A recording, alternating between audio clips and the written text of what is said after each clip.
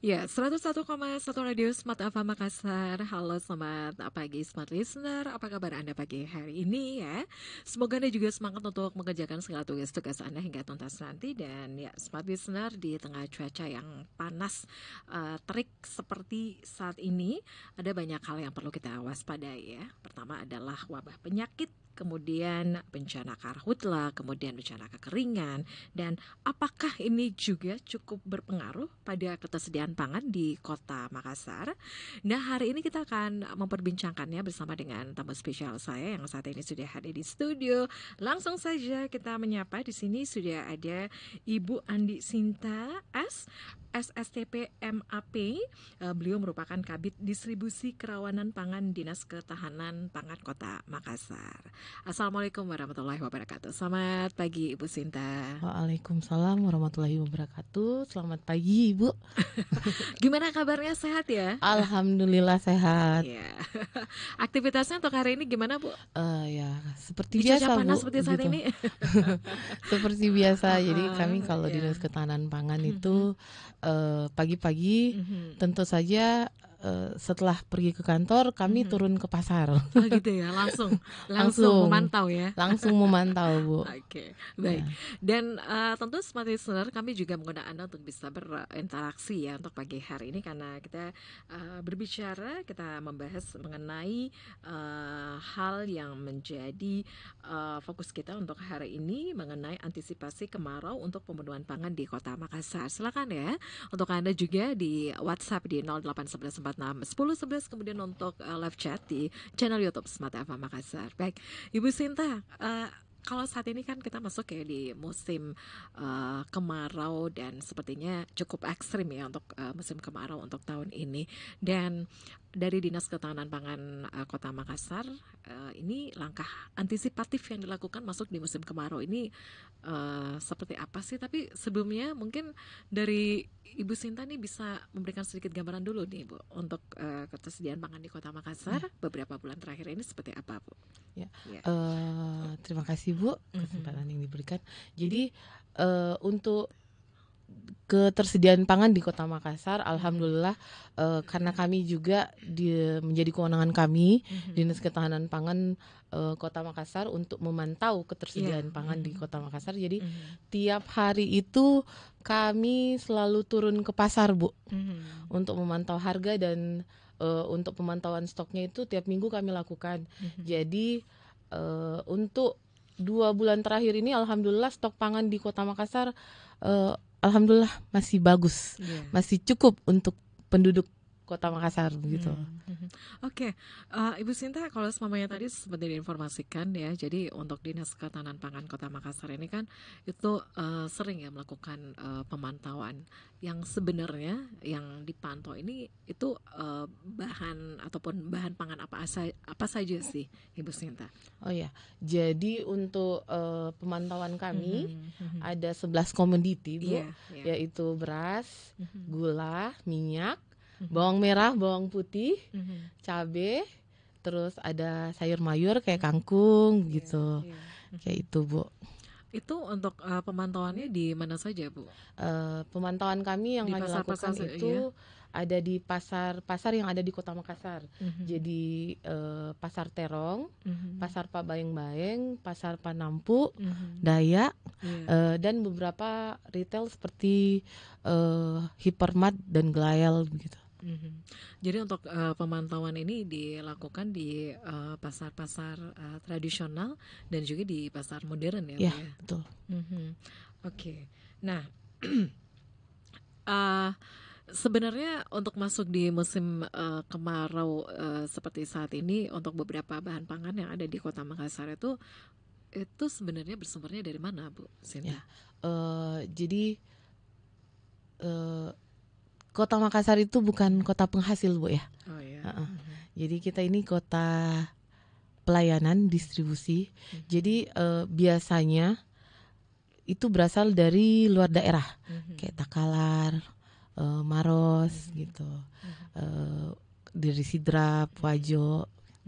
Jadi rata-rata pangan kita itu bersumber dari luar daerah, Bu. Hmm. Jadi kayak kalau beras Mhm. itu dari Wajo, dari Sidrap, dari Takalar, sayur mayur gitu. Iya, Ya, jadi jadi kita di sini lebih cenderung untuk di pasar-pasar rata-rata dari situ. Tapi ada juga beberapa masyarakat ya yang menjadi binaan kami. Mereka itu nanam sendiri kalau untuk urusan sayur. Oh gitu. Iya. Oh. Jadi perhatiannya apa ya, selain untuk kebutuhan sendiri, jadi memang ini menjadi binaan ya dari Iya. Dinas Ketahanan Pangan Iya, Kota Makassar ya, Bu betul. ya. Itu sudah berapa lama, Bu, untuk yang menjadi binaan dari dinas di KP ini? DKP. Iya. Jadi dari tahun setahu saya pindah di Dinas Ketahanan Pangan memang dari tahun 2017, Bu ya. Iya.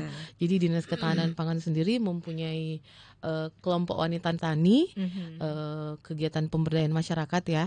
Jadi kami ini memberikan bantuan ke masyarakat ya untuk pemanfaatan pekarangannya. Jadi untuk masalah sayur-sayur kayak kangkung, selada, sawi, tomat, cabe, ya itu kami alhamdulillah banyak anggota KWT kami tuh mereka menanam sendiri. Jadi di pekarangan mereka, karena kan kalau seperti yang kita tahu semua bahwa Kota Makassar itu lahan pertaniannya cuman kurang lebih 2 hektar lah. Jadi lebih banyak ke pemanfaatan pekarangan. Itu yang menjadi sumber yang menjadi hal yang difokuskan ya untuk saat ini ya. 2000 hektar maksudnya. Oke. Baik. Kemudian ya, Bu, kalau Ibu Sinta ini kan dari Kabid Kerawanan Pangan Dinas Ketahanan Pangan Kota Makassar. Nah, memang hal yang dilakukan ya oleh pemerintah Kota Makassar dalam hal ini Dinas Ketahanan Pangan Kota Makassar itu membentuk binaan ya, kelompok tani, bagaimana mereka bisa memenuhi pangannya sendiri. Nah, dari hasil pengamatan yang dilakukan ya, kalau Ibu Sinta kan ini dari tahun 2017 ya. Sebenarnya faktor-faktor apa saja sih, Bu, yang menjadi tantangan begitu, Bu, untuk pemenuhan pangan di Kota Makassar sejauh ini, Bu? Sejauh ini kalau yang saya perhatikan untuk pemenuhan pangan di Kota Makassar, alhamdulillah masyarakatnya selalu terpenuhi stoknya, selalu terpenuhi kebutuhannya. Cuman kami ini karena memang menjadi kewenangan kami untuk pemanfaatan lahan pekarangan ya. Binaan kami adalah KWT. Jadi kalau untuk kami KWT itu kami berdayakan mereka, kami berikan bantuan berupa benih. Jadi bukan bibit tapi benih. Kalau bibit kan sudah tumbuh, tapi kali ini benih dan media tanam. Selain media tanam ada juga hidroponik. Jadi mereka bisa nanam sendiri sayurnya. Oh gitu. Gitu.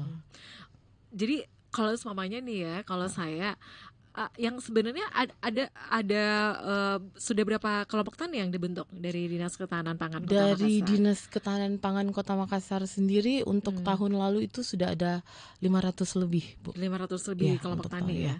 Ya, dan itu berada di lorong wisata. Lorong wisata. Iya. Oh ya. Itu di mana-mana saja sih, Bu, untuk beberapa kelompok tani yang ada di Kota Makassar ini, di kecamatan mana saja, Bu, yang sudah terbentuk saat ini? Di 15 kecamatan. 15 kecamatan. Iya. Jadi tersebar di 15 kecamatan. Gitu. Oke. Jadi dari Dinas Ketahanan Pangan Kota Makassar itu intens ya untuk memberikan pengawasan juga ya, pengarahan juga ya. Jadi kami ini sebenarnya bekerja sama dengan penyuluh pertanian untuk memberikan penyuluhan, pembinaan kepada kelompok wanita tani. Bagaimana kan masyarakat Kota Makassar kan memang bukan petani, Bu ya. Jadi mereka adalah orang awam yang tidak tahu, mungkin ada beberapa yang tahu, ada yang mengerti, tapi kan lebih banyak yang kurang paham gitu. Jadi kami bekerja sama dengan Dinas Pertanian dan juga penyuluh pertanian untuk Mhm. memberikan bimbingan kepada masyarakat Mhm. bagaimana cara menanam. Setelah itu kalau misalnya memang alhamdulillah mereka tanamannya berhasil Mhm. panen, selain dimanfaatkan oleh anggota kelompok tani sendiri dan Mhm. masyarakat sekitarnya, kalau memang berlebih ya kami sarankan kalau bisa dijual lagi untuk Mhm. dibelikan benih yang baru Oh gitu begitu. ya. Saya kira ini bisa dijadikan kebutuhan untuk sehari-hari gitu ya. Ya, iya, alhamdulillah. Oke. Jadi seperti itu ya yang dilakukan bagaimana untuk turut masyarakat juga ikut terlibat ya. Ya. Oke, baik. Ibu Sinta, kita masih lanjut lagi untuk ngobrol di pagi ini dan yang pastinya kita masih membahas ya mengenai antisipasi kemarau untuk pemenuhan pangan di Kota Makassar. Kita akan break dulu ya untuk sesaat dan untuk Anda juga nih Smart Listener yang penasaran ya, itu sebenarnya apa saja sih yang dilakukan oleh Dinas Ketahanan Pangan Kota Makassar untuk apalagi di musim kemarau ya seperti saat ini ya. Apa aja sih yang sudah dilakukan? Kemudian kalau misalnya nih tadi ya, jadi ada kelompok tani yang terbentuk. Misalnya kalau ada masyarakat yang ingin juga eh, nanam sendiri, itu bisa nggak minta minta apa tadi benih ya, Benih. benih ke dinas DKV ya? Iya, Itu bisa nggak? bisa, Oh Bu. bisa. Katanya langsung aja nih ya. Ya, untuk WhatsApp di 0811461011, kemudian untuk live chat ya di channel YouTube Smart FM Makassar. Anda jangan kemana-mana, kami akan kembali sesaat lagi. Ya, terima kasih Smart Listener, Anda masih bersama kami di spesial program untuk hari ini masih membahas antisipasi kemarau untuk pemenuhan pangan di Kota Makassar ya. Kita masih bersama dengan Ibu Sinta di sini, kita lanjut lagi ya. Ya, siap. Oke. Jadi salah satu hal yang dilakukan oleh pemerintah Kota Makassar dalam hal untuk pemenuhan pangan di Kota Makassar itu adanya long wish ya yang Ya. dilakukan ya. Dan sejauh ini kalau dari hasil pengamatan Ibu Sinta, kan dari dinas DKP itu memberikan benih ya, Ya. benih ya. Nah sebenarnya saya juga nih ya sudah kemarin itu diajak ya untuk menanam dengan Ibu RT saya nih. Nah sebenarnya dari hasil pengamatan yang dilakukan oleh Ibu Sinta untuk bisa menanam untuk program long wish itu apa aja sih? Bagaimana konsep yang diajarkan? Ya. Ya. Jadi kita memang tidak melepas, jadi memberikan bantuan ini kami tidak melepas begitu saja. Jadi asal diberikan bantuan selesai Bu Pasir, ya, enggak benih gitu. kayak gitu kan, pupuk. Iya. Jadi nggak tahu Jadi nih mau diapain. dengan makanya itu tadi saya bilang kami mengajak bekerja sama dengan penyuluh pertanian untuk memberikan edukasi kepada beberapa orang di KWT, mungkin Ibu RT dalam hal ini Iya. Ibu RT-nya ya. Oh gitu ya. Oh bukan. Bukan Ibu RT-nya yang yang diberikan pelatihan, maksudnya diberikan pemahaman oleh penyuluh pertanian bagaimana caranya mencampur untuk media tanamnya, terus bagaimana perlakuannya terhadap benihnya supaya bisa tumbuh dan menghasilkan gitu Bu. Jadi gimana tuh tadi yang kalau dari hasil pengamatan dari Ibu Sinta sendiri sejauh ini seperti apa untuk pencampurannya nih yang Ibu lihat ya biasanya? Kemarin kebetulan karena alhamdulillah kami sudah lama di ketahanan pangan, sudah banyak sedikit tahulah dengan pertanian ini bagaimana caranya, teknik-teknik dan perlakuan khususnya yang diberikan oleh penyuluh, yang diajarkan penyuluh. Setahu saya itu mereka ini, jadi kalau misalnya bantuan yang kami berikan itu bukan hanya media tanam tapi ada juga kompos, ada aramskam gitu kan.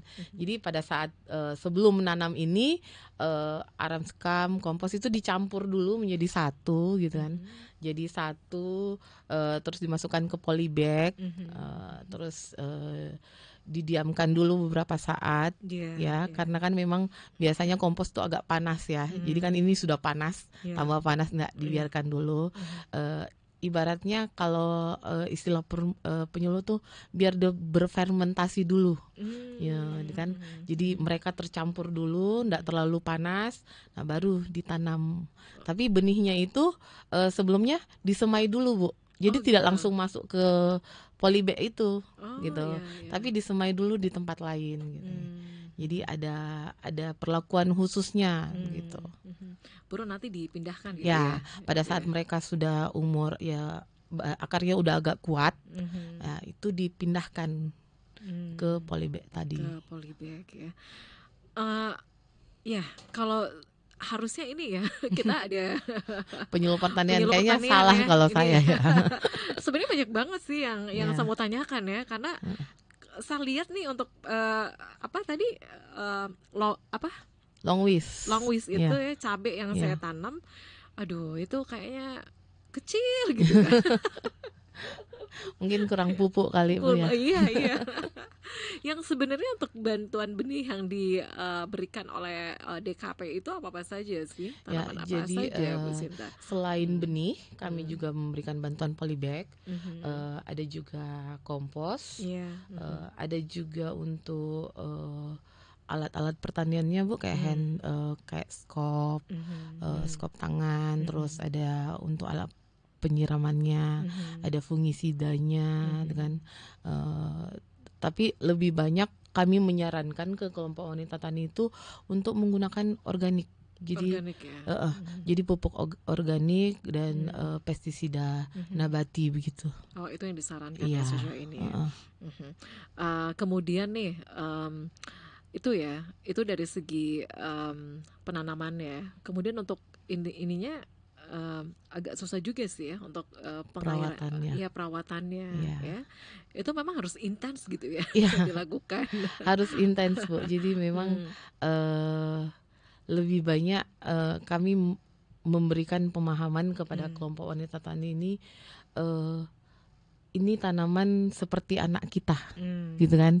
Anak kan harus dirawat, tiap hari harus diberi makan, terus diberi minum, terus diajak cerita, tuh kan ditanya Ya, kamu kurang apa, gitu kan.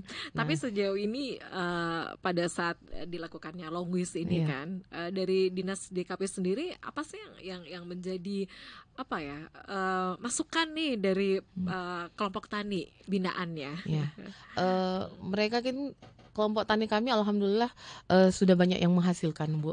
Ya, jadi Misalnya di daerah mana itu ya Bu? daerah Tamalan Rea, ya ada lorong wisata Surich, ya itu kelompok wanita tani kami binaan Ibu Umi penyuluhnya. Mereka itu sudah selain sayurannya untuk dikonsumsi sendiri, mereka itu sudah bikin keripik Bu. Oh begitu. Iya. Jadi kan kami selain selada, kangkung, cabe, ada juga bayam kami berikan. Nah bayam ini bayam Brasil. Nah bayam Brasil itu kan enak sekali Bu kalau dibikin keripik gitu. Jadi mereka olah, bikin keripik. Terus kami sarankan untuk dijual ke retail-retail atau pasar-pasar gitu. Oke, jadi itu ya sejauh ini memang disarankan ya dari Dinas Ketahanan Pangan Kota Makassar itu bisa menyarankan untuk kelompok taninya selain untuk dikonsumsi sendiri itu bisa ya dijual ya. Dijual. Nah, apa tantangan lainnya ini Bu selama sistem ataupun long wish ini dilakukan dari kelompok tani? Apa yang menjadi tantangannya Bu? Tantangan mereka biasanya itu dia tadi, kami mau jual kemana? Oh, mau jual Gitu kan. kemana ya? Jadi Pemasarannya ya? pemasarannya kami sudah ada kerjasama dengan Glael, dengan Hypermart, gitu kan. Jadi biasa mereka ke sana sendiri gitu kan, menjual ininya. Jadi kami sarankan, kami selain memberikan penyuluhan itu, kami juga membuatkan mereka sertifikat untuk PAST Bu, pangan segar asal tumbuhan. Oh, gitu Nah ya. itu dia, itu kan jadi kalau mereka punya sertifikasi itu, mereka sudah gampang untuk menjual ke retail yang seperti tadi Hypermart, Glael begitu. Oke, ini ya jadi ini salah satu hal yang dilakukan oleh Dinas Ketahanan Ketahanan Pangan pangan. ya Iya. untuk pembinaan. Jadi bisa lebih memudahkan lagi ya untuk binaannya Untuk memasarkan gitu. produk mereka ya. Oke. Nah, smart listener ini sudah terbukti ya. Kalau saya nih ya, kemarin itu sempat lupa ya beli lombok, mau makan, nggak ada lombok, Mbak, lihat tanaman yang di depan, itu aja ambil yang Mbak, iya, diambil. Bener-bener ini sangat banyak manfaatnya ya iya, untuk long wish ini ya. Oke, nah kita kembali lagi ya untuk apa-apa saja sih yang dilakukan ya selain long wish ya. Nah, dari Dinas Ketahanan Pangan Kota Makassar apalagi nih yang dilakukan Ibu untuk iya. ketersediaan pangan di Kota Makassar? Untuk ketersediaan pangan Mhm, Kota Makassar sendiri yang menjadi kewenangan kami mhm, yaitu mhm. pemantauan di pasar tadi Iya, itu, iya. dan Mhm, juga kami mengadakan biasa gelar pangan murah mhm. gitu. Gelar pangan murah. Murah, Dari iya. kapan itu Bu dilakukan? Jadi bulan lalu kami lakukan. Jadi Mhm, alhamdulillah sudah setengah tahun ini mhm, kami sering mengadakan gelar pangan murah, mhm, tapi di beberapa lokasi di Longwis gitu. mhm, Jadi kami berusaha mendekatkan eh, pangan sendiri ke masyarakat dengan mhm, cara kami memanggil distributor, beberapa mhm, distributor seperti penjual bawang, mhm, telur, mhm, mhm, terus kami kerjasama juga dengan Bulog gitu mhm, kan. Kalau Bulog kan biasa ada beras, selain mhm, beras ada gula, ada minyak gitu. mhm, mhm, Jadi kami bawa ke gelar pangan murah. mhm. Jadi enak, masyarakat itu tidak perlu lagi berkendara ke pasar, Pasar ya? Heeh. mereka bisa jalan-jalan kaki, Mhm, tuh mhm. langsung membeli di situ. Mhm, Gitu. mhm. Jadi ini sangat memudahkan masyarakat Ya, gitu ya. Ini nggak usah perlu ongkos lagi ya untuk ke pasar. betul. Jadi memang ini ya ada waktu-waktu tertentu ya Ibu Iya, Sinta ya ada untuk. waktu-waktu tertentunya memang Bu Hmm, gitu. Oke. Nah untuk pasar murahnya ini itu gimana nih? Umum kah? Bisa masyarakat langsung membeli di sana atau gimana nih? Ada persyaratannya atau kayak gimana sih Bu Sinta? Kalau kami sendiri, Mhm, kami tidak memberikan persyaratan ya. Jadi mhm. biasanya yang kami ajak untuk membeli di situ adalah Mhm, masyarakat sekitar mhm, yang ada di sekitar lokasi Longwis kami, gitu. Jadi mhm, kan contohnya kemarin kami adakan di Kecamatan Ujung Tanah, ya. mhm, Di Longwis itu kami sediakan selain distributor bawang, mhm, distributor telur yang kami panggil, ada juga Bulog, mhm. terus ada juga daging Bu, Iya, iya, ya, aha, ada juga untuk ayam potong gitu. mhm. Oke, jadi ada beberapa Heeh, bahan pangan ya, yang lain ya. dan tentunya anggota kelompok tani kami menjual Di situ ya? sayur-sayurnya di situ gitu. Jadi Ya, ya. kesempatan mereka juga untuk Hmm, menjual hasil yang mereka tanam. iya. Ada bocoran nggak sih untuk nanti ke depannya di mana nih lagi untuk pasar murahnya? Eh, Kebetulan Hmm, kan kalau untuk gelar pangan murah itu saya harus bekerja sama dengan bidang lain Bu. Jadi ada sektor lain juga mungkin yang diajak kerja ada sama ya. sektor lain lagi. Hmm. Jadi mungkin untuk bocoran nanti kami umumkan. Oke, jadi nggak langsung di ini ya di announce Iya, sekarang ya. Oke, Bu Sinta kita break lagi ya untuk saat ya siap. dan smart listener sebentar kita juga akan terhubung ya bersama dengan Prakirawan BMKG wilayah 4 Makassar Pak Rizky Yuda dan kita break untuk sesaat. Anda jangan kemana-mana, kami akan kembali sesaat lagi. Ya, terima kasih smart listener Anda masih bersama kami. Kita masih membahas ya antisipasi kemarau untuk pemenuhan pangan di Kota Makassar ya. Dan saat ini kita juga sudah terhubung bersama Prakirawan BMKG wilayah 4 Makassar, Pak Reski Yuda. Selamat pagi. Assalamualaikum warahmatullahi wabarakatuh, Pak Reski. Waalaikumsalam warahmatullah. Selamat pagi, Kak. Iya. Gimana? Lagi di mana nih posisinya, Pak Reski? Ya, lagi di kantor, lagi Mhm. prepare untuk pekan raya Sulsel. Oke, ya Pak Reski, untuk saat ini kita masih kita untuk wilayah Makassar dan sekitarnya ini masuk di musim kemarau ya. Nah untuk musim kemarau tahun ini itu seperti apa sih Pak Reski? Ya, jadi memang wilayah Makassar dan sekitarnya seperti Makassar, Goa, Maros, Pangkep itu sudah memasuki musim kemarau sejak bulan Mei, Kak. Jadi sudah cukup lama kita memasuki musim kemarau, dan memang diperkirakan puncak dari musim kemarau di wilayah Makassar dan sekitarnya itu di bulan Agustus September ini.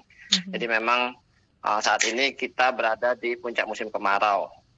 Kemudian di tahun 2023 ini di semester kedua kita juga menghadapi fenomena global yang mungkin sudah sangat trending gitu kan, yaitu El Nino. Nah, di mana fenomena ini memberikan pengaruh terhadap musim di wilayah Indonesia, termasuk di wilayah Sulawesi Selatan dan Makassar, yaitu mengurangi curah hujan yang terjadi seperti itu. Oke, untuk fenomena El Nino ini apa sih yang memang harus diwaspadai, Pak Reski, khususnya untuk para petani ataupun masyarakat begitu? Ya, jadi fenomena El Nino ini adalah fenomena global yang memberikan dampak terhadap pengurangan intensitas curah hujan di suatu wilayah, di wilayah Indonesia, khususnya wilayah Indonesia bagian tengah dan bagian timur. Jadi jika terjadi di musim kemarau fenomena El Nino ini, maka potensi hujannya akan sangat-sangat berkurang, seperti itu. Kemudian kalau terjadi di musim hujan, maka bisa memundurkan awal musim hujan, kemudian juga bisa mengurangi intensitas curah hujan juga, seperti itu, Kak. Nah, seperti misalkan sebagai contoh misalkan di wilayah Sulawesi Selatan bagian utara, wilayah Masamba gitu, kan kalau secara iklim dia hujan bisa dibilang sepanjang tahun, tapi karena ada fenomena El Nino ini, intensitas curah hujannya atau frekuensi hujannya itu akan berkurang, seperti itu. Itu sama ya kalau di Makassar juga seperti itu ya? Di Makassar sendiri untuk 7 hari ke depan kami lihat potensi hujannya itu bisa dibilang nihil atau sangat kecil, seperti itu. Jadi cuaca secara umum di Kota Makassar dan sekitarnya itu cerah hingga cerah berawan. Kemudian untuk prediksi untuk musim kemarau yang ekstrim katanya, itu sampai kapan sih prediksinya ya, Pak Reski? Untuk prediksinya untuk musim kemarau? Ya, jadi saat ini kita berada di puncak musim kemarau. Jadi cuaca cenderung cerah hingga cerah berawan. Kemudian secara normalnya, secara rata-rata itu nanti di wilayah Makassar itu akan memasuki musim peralihan atau pancaroba dari musim kemarau ke musim hujan itu sekitar bulan Oktober. Dan akan memasuki awal musim hujannya di bulan November. Itu rata-ratanya normalnya. Tetapi karena ada fenomena El Nino, diprediksi kita akan memasuki pancaroba maupun awal musim hujannya itu akan mundur gitu. Oh, awal musim hujannya akan mundur? Ya, akan mundur, akan terlambat datangnya. Kemudian untuk prediksinya untuk musim hujan nanti akan ekstrim juga atau bagaimana, Pak Reski, ke depannya? Untuk musim hujannya karena ada fenomena El Nino diprediksi akan berkurang intensitas hujannya, Mbak. Akan berkurang intensitas hujannya? Ya, hujannya akan berkurang. Jadi El Nino jika terjadi di musim hujan itu dampaknya adalah yang pertama bisa memundurkan awal musim hujannya. Jadi musim hujan itu mundur, datangnya terlambat. Dan yang kedua adalah mengurangi jumlah curah hujannya, baik itu jumlah maupun intensitasnya. Yang biasanya, tapi perkiraannya untuk awal musim hujan untuk di wilayah Makassar dan sekitarnya itu di Oktober nanti ya? Pancaroba di Oktober, musim hujannya di November. Musim hujannya di November ya. Oke. Nah, ini kan sekarang kita masuk di musim kemarau yang cukup ekstrim nih. Hal-hal apa saja yang perlu diwaspadai khususnya untuk para petani, kemudian untuk warga, apa sih yang sangat hal-hal yang perlu diwaspadai oleh masyarakat dan juga para petani? Iya. Yang perlu diwaspadai yang paling penting itu yang paling urgent adalah ketersediaan air, Mbak. Kak, jadi baik itu air tanah maupun air yang di waduk dan di bendungan gitu, untuk kegiatan rumah tangga maupun kegiatan pertanian itu yang perlu diwaspadai untuk ketersediaannya ataupun pemanfaatannya dengan sebaik mungkin dari dinas-dinas terkait. Soalnya memang hujan yang turun di wilayah Sulawesi Selatan khususnya di Makassar dan sekitarnya itu untuk 7 hari ke depan bisa kami prediksi nihil sampai sangat kecil.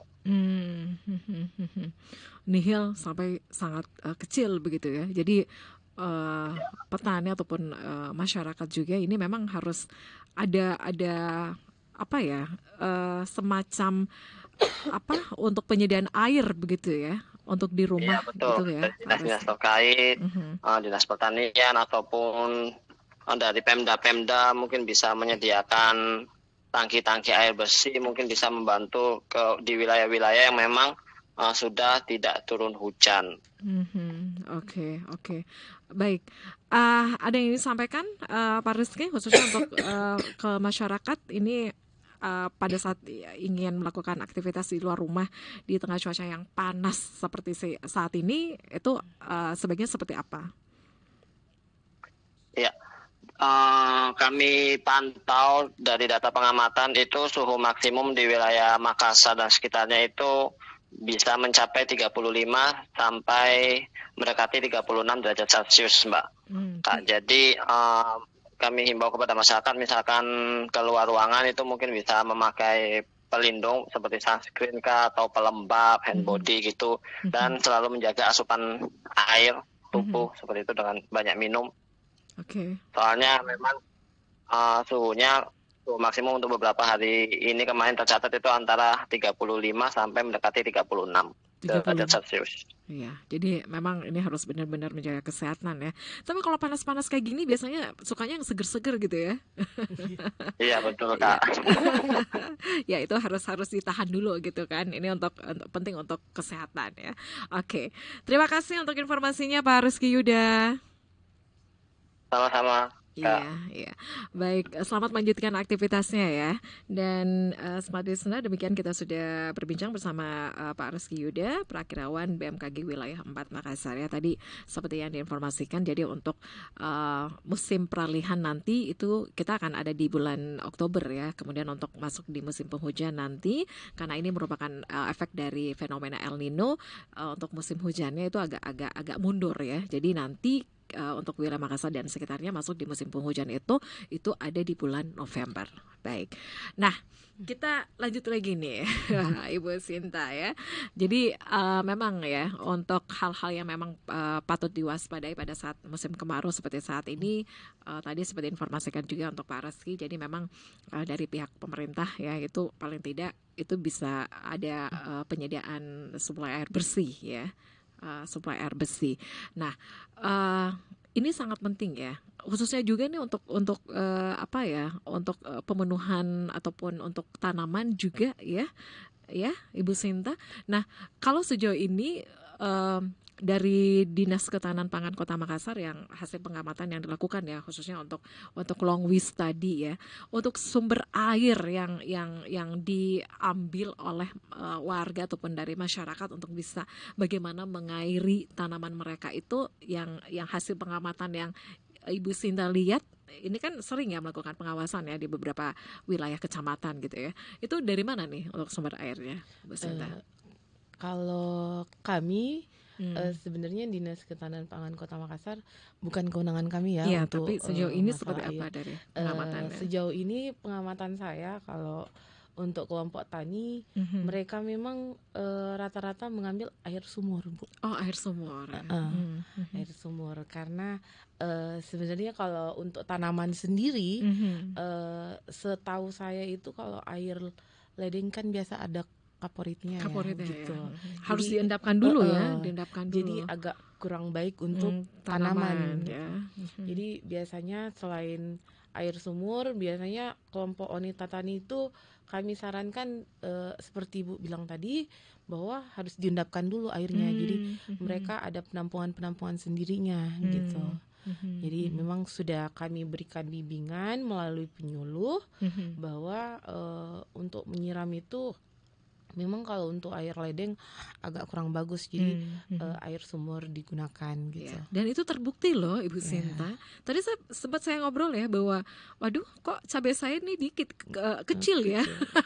Tapi ternyata untuk Ibu RT dan yang lainnya itu ternyata sumber airnya itu berasal dari sumur dan memang subur ya untuk tanaman cabenya. Benar-benar ya. Oke. Nah, tadi seperti diinformasikan juga ya kita untuk beberapa harga pangan kebutuhan pokok di Kota Makassar. Nah, tadi seperti informasikan bahwa sejauh ini masih stabil ya untuk harga pangan. Ini bisa disebutkan dulu, Ibu Sinta. Ya. Ya. Contohnya kayak Iya, beras itu masih di 13.250 per kilo. Terus ada harga gula. Kalau gula itu gula pasir itu dia yang di kemasan itu dia masih ada di harga 14.500. Minyak itu masih di 16.000 kalau kemasan. Kalau curah itu 14.000. Minyak curah 14.000 ya. Ya.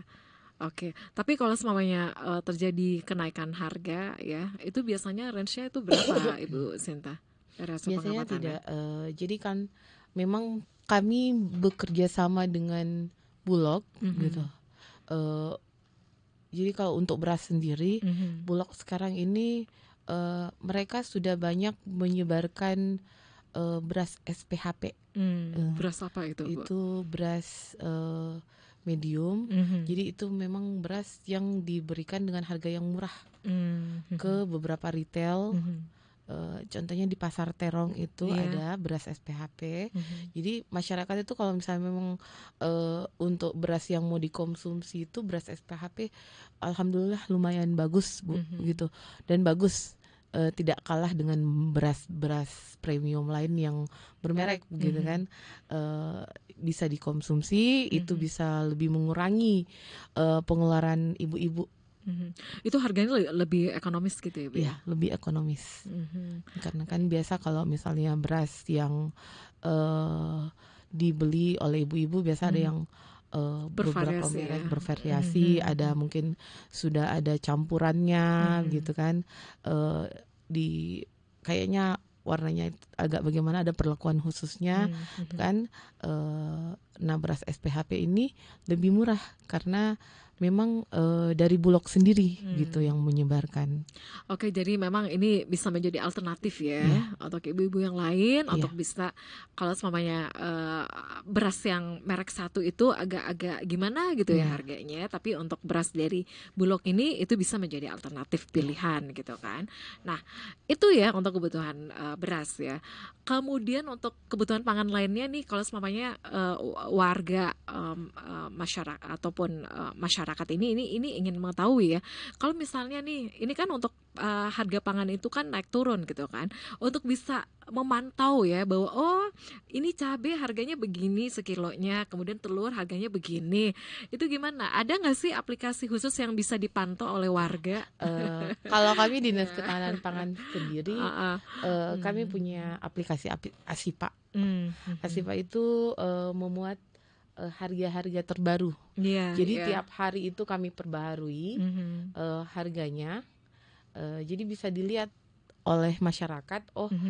Sebelum kayak saya, kalau masyarakat mau ke pasar nih ya, lihat dulu harganya di situ. Oh, kira-kira ini segini gitu. Saya bisa lihat. Jadi di aplikasi Asipa ini adalah aplikasi yang memang kami buat untuk pemantauan harga itu. Jadi setelah kami turun harga pasar ya, tentunya kami akan segera mengupdate ke Asipa ini gitu. Jadi ini bisa ya menjadi salah satu sebagai apa ya untuk informasi ya untuk masyarakat. Jadi sebelum ke pasar itu bisa ngecek-ngecek dulu gitu kan. Tapi kalau misalnya nih ada pedagang yang menaikkan gitu kan di luar dari batas kewajaran dari harganya, itu gimana nih? Itu apakah menjadi kewenangan dari DKP juga atau gimana nih? Lapor kemana nih masyarakatnya? Jadi itu memang bukan menjadi kewenangan kami untuk kenaikan harga yang terlalu signifikan. Tapi biasanya kami ini bekerja sama dengan Dinas Perdagangan, Bu. Oh gitu. Ya, jadi memang bukan kewenangan Dinas Ketahanan Pangan untuk naik turunnya harga pasar, itu memang bukan kewenangan kami untuk menegur para pedagang ya. Jadi memang kewenangan dari Dinas Perdagangan. Oke, baik. Nah, kita masih punya waktu kurang lebih 3 menit lagi ke depan ya. Tentu dari informasi yang disampaikan oleh Ibu Sinta, khususnya untuk ketersediaan pangan di Kota Makassar, ini sudah banyak hal yang dilakukan ya oleh Dinas Ketahanan Pangan Kota Makassar. Itu ada melakukan long wish ya, kemudian ada Gelar pangan murah. ada pangan murah gitu ya. Kemudian ada juga aplikasi ya yang bisa diakses oleh warga gitu kan. Oke, nah ke depannya mungkin juga bisa memberikan rekomendasi juga nih untuk warga ya. Kalau sebenarnya di musim kemarau seperti saat ini ada banyak hal yang bisa dilakukan oleh masyarakat ya. Salah satunya itu adalah menanam ya. Kalau semuanya mempunyai lahan kosong itu kita bisa tanami gitu kan. Nah itu gimana nih kalau semuanya yang pengen nanam-nanam itu gimana caranya untuk pemenuhan ataupun bibitnya? Bibitnya. Ya. Jadi kami di Kota Makassar ini memberikan Dinas Ketahanan Pangan Kota Makassar sendiri, kami ada pembinaan di lorong wisata melalui kelompok wanita tani. Jadi ibu-ibu pemerintah penduduk Kota Makassar apabila tergabung dalam kelompok wanita tani ini, silahkan bersurat ke kami. Insya Allah kami akan memberikan bantuan. Oke, Gitu. itu langsung direspon gitu ya. Langsung direspon, Bu.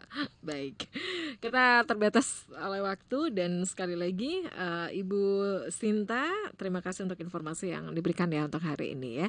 Dan sekali lagi Smart Listener, demikian perbincangan saya bersama Ibu Andi Sinta S, SSTP MAP, Kabid Distribusi Kerawanan Pangan Dinas Ketahanan Pangan Kota Makassar. Dan demikian untuk Makassar Insight yang saya hadirkan untuk Anda. Untuk perbincangan ini kami simpan ya di channel YouTube Smart FM Makassar.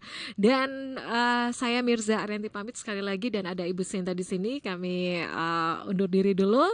Selamat siang. Assalamualaikum warahmatullahi wabarakatuh. Waalaikumsalam. Sampai jumpa.